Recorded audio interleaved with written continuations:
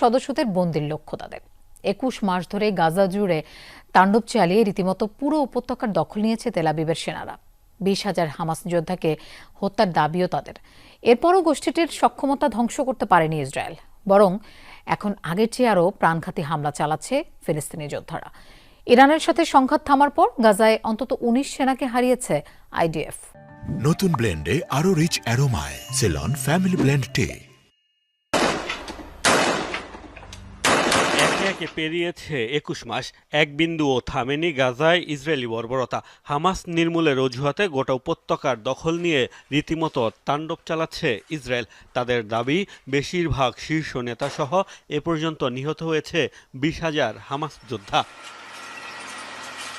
হামাসকে প্রায় নির্মূলের দাবি বহু আগেই করেছে ইসরায়েল, তবে বাস্তবতা বলছে ভিন্ন কথা। এখন আরো ভয়াবহ প্রতিরোধের মুখে পড়ছে আইডিএফ সেনারা।